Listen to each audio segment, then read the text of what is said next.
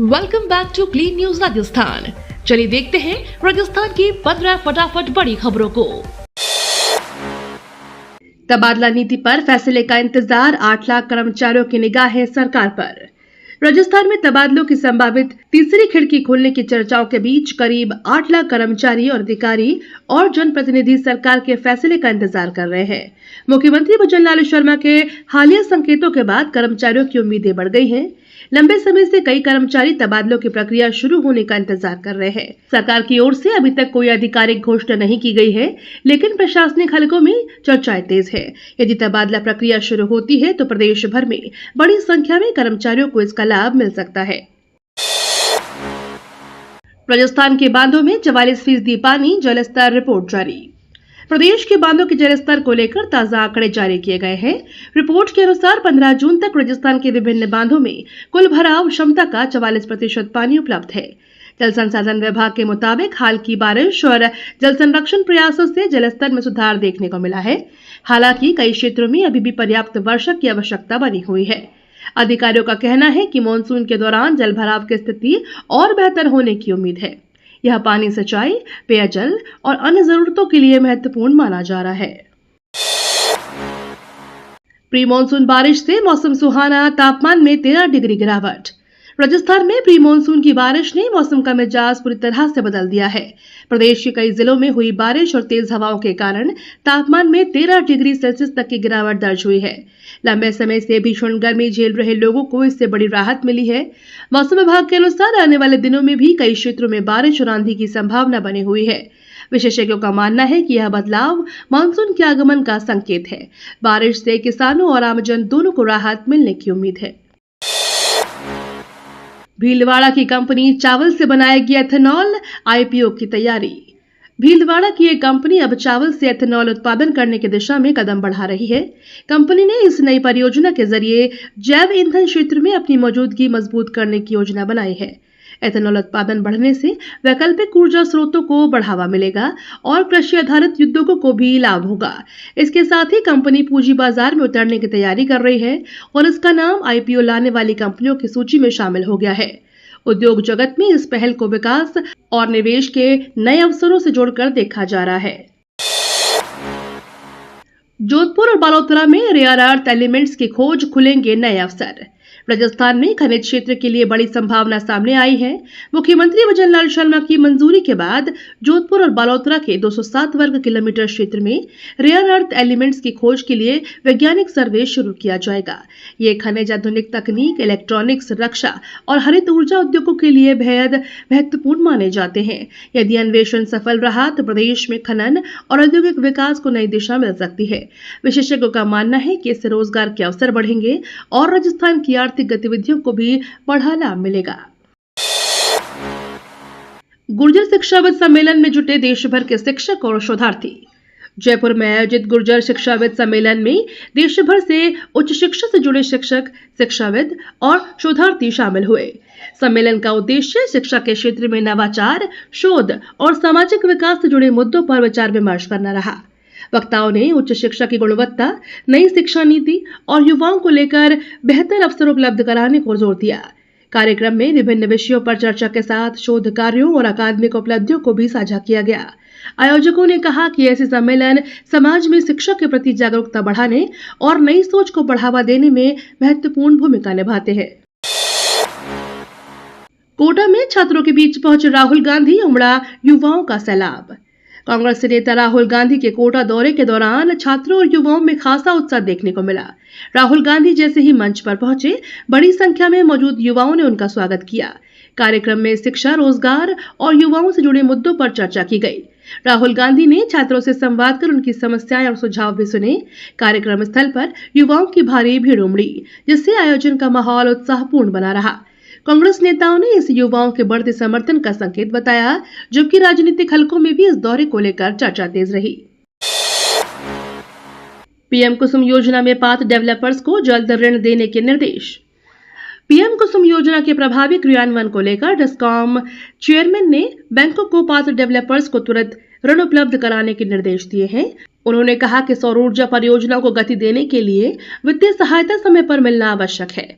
योजना के तहत किसानों और ऊर्जा क्षेत्र को लाभ पहुंचाने वाले प्रोजेक्ट्स को प्राथमिकता देने पर जोर दिया गया। अधिकारियों का मानना है कि ऋण प्रक्रिया तेज होने से सौर ऊर्जा उत्पादन बढ़ेगा और स्वच्छ ऊर्जा को बढ़ावा मिलेगा। इससे किसानों की आय बढ़ाने और ऊर्जा आत्मनिर्भरता के लक्ष्य को भी मजबूती मिलेगी। राजस्थान में बनेगी नमो सिटी, 3 जिलों में जमीन की तलाश शुरू। राजस्थान में नमो सिटी विकसित करने की तैयारी तेज हो गई है। इस महत्वाकांक्षी परियोजना के लिए अलवर, खैरथल, तिजारा और कोटपूतली बहरोड क्षेत्रों में उपयुक्त जमीन की तलाश की जाएगी।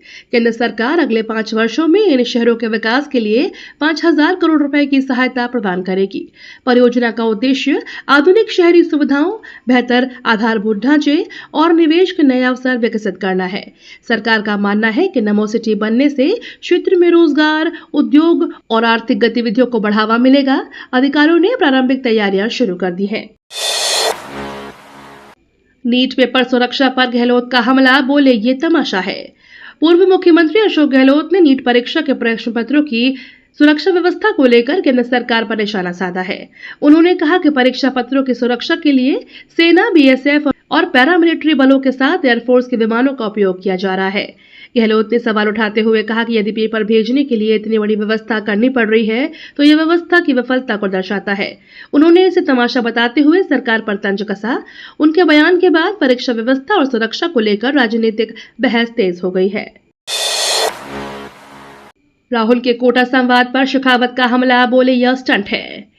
केंद्रीय मंत्री गजेंद्र सिंह शेखावत ने राहुल गांधी के कोटा संवाद कार्यक्रम पर निशाना साधते हुए इसे राजनीतिक स्टंट करार दिया है। उन्होंने कहा कि कांग्रेस आज भी परिवारवाद की राजनीति से बाहर नहीं निकल पाई है और पार्टी का पूरा फोकस एक ही परिवार तक सीमित है। शेखावत ने आरोप लगाया कि जनता अब केवल संवाद नहीं बल्कि ठोस काम और परिणाम देखना चाहती है। राहुल गांधी के कार्यक्रम को लेकर उन्होंने कई सवाल भी उठाए। इस बयान के बाद कांग्रेस और भाजपा के बीच राजनीतिक बयानबाजी का दौर तेज हो गया है। चंबल घाटों पर हाई रेजोल्यूशन कैमरे, अवैध खनन पर कड़ी निगरानी। चंबल क्षेत्र में अवैध खनन गतिविधियों पर रोक लगाने के लिए प्रशासन ने निगरानी व्यवस्था मजबूत करने का फैसला लिया है। जिला कलेक्टर ने निर्देश दिए हैं कि चंबल नदी के घाटों और संवेदनशील स्थानों पर हाई रेजोल्यूशन सीसीटीवी कैमरे लगाए जाएं। इन कैमरों की मदद से दूरस्थ और रात्रिकालीन गतिविधियों पर भी नजर रखी जा सकेगी। प्रशासन का मानना है कि तकनीक आधारित निगरानी से अवैध खनन पर प्रभावी नियंत्रण संभव होगा।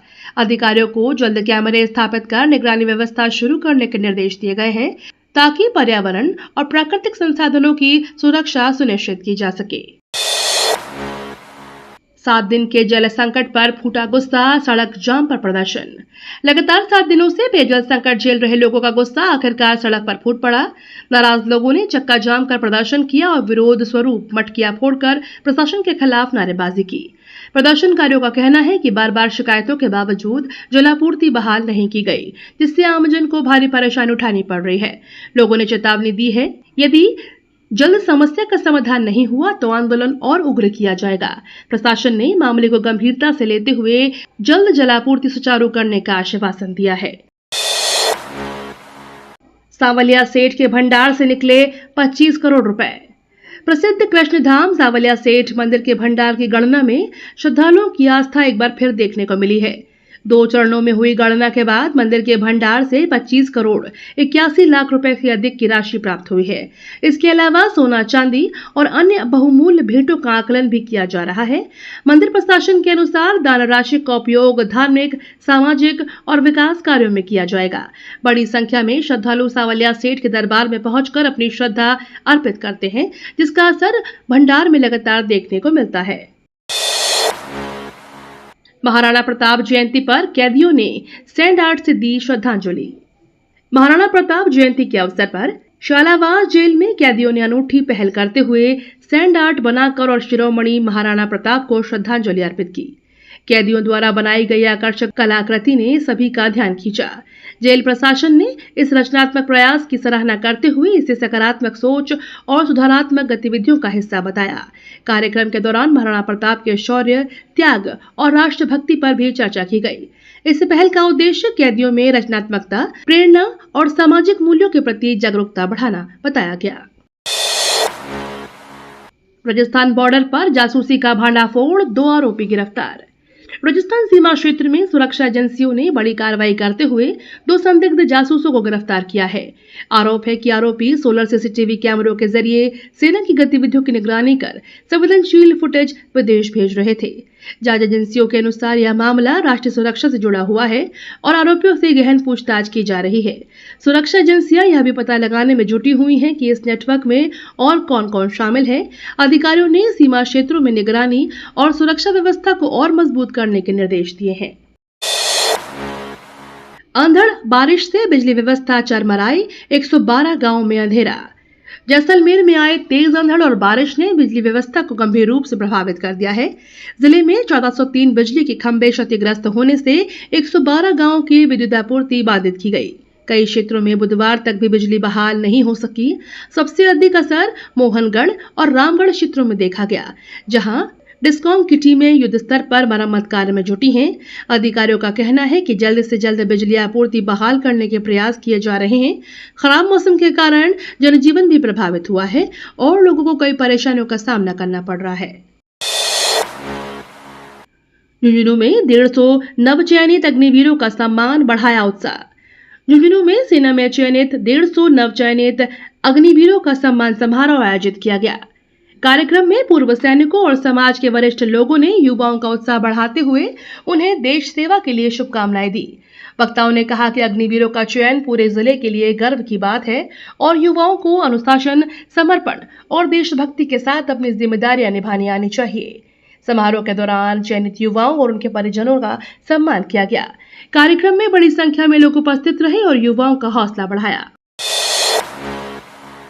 खाटू श्याम जी धरना 7 दिन स्थगित, सहमति के बाद फैसला। खाटू श्याम जी में युवक पर हुए हमले के विरोध में चल रहा धरना 7 दिनों के लिए स्थगित कर दिया गया है। प्रशासन और प्रदर्शनकारियों के बीच हुई वार्ता में कई महत्वपूर्ण बिंदुओं पर सहमति बनने के बाद यह निर्णय लिया गया। प्रदर्शनकारियों ने आरोपियों के खिलाफ सख्त कार्रवाई और सुरक्षा व्यवस्था मजबूत करने की मांग उठाई है। प्रशासन ने मांगों पर सकारात्मक कार्रवाई का भरोसा दिया है। इसके बाद आंदोलनकारियों ने फिलहाल धरना स्थगित करने का फैसला लिया। हालांकि उन्होंने स्पष्ट किया कि तय समय में कार्रवाई नहीं होने पर आंदोलन फिर से शुरू किया जा सकता है। मुख्यमंत्री ने उदयपुर सेवा शिविर का निरीक्षण कर लिया फीडबैक। मुख्यमंत्री भजनलाल शर्मा ने उदयपुर में आयोजित शहरी सेवा शिविर का निरीक्षण कर विभिन्न योजनाओं की प्रगति का जायजा लिया। इस दौरान उन्होंने लाभार्थियों से सीधे संवाद कर योजनाओं से मिल रहे लाभ और व्यवस्थाओं के बारे में फीडबैक लिया। मुख्यमंत्री ने अधिकारियों को निर्देश दिए हैं कि आमजन की समस्याओं का त्वरित समाधान सुनिश्चित किया जाए। शिविर में विभिन्न सरकारी सेवाएं और योजनाओं का लाभ एक ही स्थान पर उपलब्ध कराया गया। निरीक्षण के दौरान मुख्यमंत्री ने सेवा वितरण की गुणवत्ता और पारदर्शिता पर विशेष जोर देते हुए व्यवस्थाओं की सराहना की। मुहर्रम का चांद नजर आते ही शुरू हुई आजादारी, अलम कुशाई। मुहर्रम का चांद नजर आते ही आजादारी का सिलसिला शुरू हो गया। इमाम हुसैन और करबला के शहीदों की याद में विभिन्न स्थानों पर अलम कुशाई की रस्म अदा की गई। श्रद्धालुओं ने मजलिसों और धार्मिक कार्यक्रमों में भाग लेकर इमाम हुसैन की कुर्बानी को याद किया। इस दौरान अमन, भाईचारे और इंसानियत का संदेश भी दिया गया। मुहर्रम के पवित्र महीने में जगह जगह धार्मिक आयोजन किए जाएंगे। समुदाय के लोगों ने करबला की घटना को सत्य, न्याय और बलिदान की मिसाल बताते हुए उनकी शिक्षाओं पर चलने का संकल्प लिया। बाघिन की हलचल से त्रिनेत्र गणेश परिक्रमा मार्ग बंद। रणथंभौर स्थित त्रिनेत्र गणेश मंदिर के परिक्रमा मार्ग पर एक बार फिर बाघिन की मौजूदगी दर्ज हुई है। श्रद्धालुओं की सुरक्षा को देखते हुए वन विभाग ने परिक्रमा पर अगले आदेश तक रोक लगा दी है। अधिकारियों के अनुसार बाघिन की गतिविधियां लगातार देखी जा रही है। ऐसे में किसी भी संभावित खतरे से बचने के लिए यह निर्णय लिया गया है। वन विभाग स्थिति पर लगातार नजर बनाए हुए है। श्रद्धालुओं से अपील की गई है कि वे जारी निर्देशों का पालन करें और प्रतिबद्ध हटने तक परिक्रमा मार्ग का उपयोग न करें। मोहन भागवत बोले, भारत का इतिहास संघर्ष और स्वाभिमान का इतिहास। राष्ट्रीय स्वयंसेवक संघ के सरसंघ चालक मोहन भागवत ने कहा, भारत का इतिहास गुलामी का नहीं बल्कि आक्रमणकारियों के खिलाफ निरंतर संघर्ष और स्वाभिमान का इतिहास है। उन्होंने कहा कि भारतीय समाज ने हर दौर में चुनौतियों का सामना करते हुए अपनी संस्कृति और पहचान को सुरक्षित रखा। भागवत ने युवाओं से इतिहास को सही संदर्भ में समझने और राष्ट्र निर्माण में सक्रिय भूमिका निभाने का आह्वान किया। उन्होंने भारतीय परंपराओं, मूल्यों और सामाजिक एकता पर भी जोर दिया। उनके इस बयान को लेकर विभिन्न सामाजिक और राजनीतिक हलकों में चर्चा जारी है। सेवा शिविरों और योग दिवस तैयारियों पर कलेक्टर की समीक्षा बैठक। डूंगरपुर जिला कलेक्टर ने ग्रामीण और शहरी सेवा शिविरों की प्रगति तथा अंतर्राष्ट्रीय योग दिवस की तैयारियों को लेकर समीक्षा बैठक आयोजित की। बैठक में विभिन्न विभागों के अधिकारियों से शिविरों में दिए जा रहे लाभ और लंबित मामलों की जानकारी ली गई।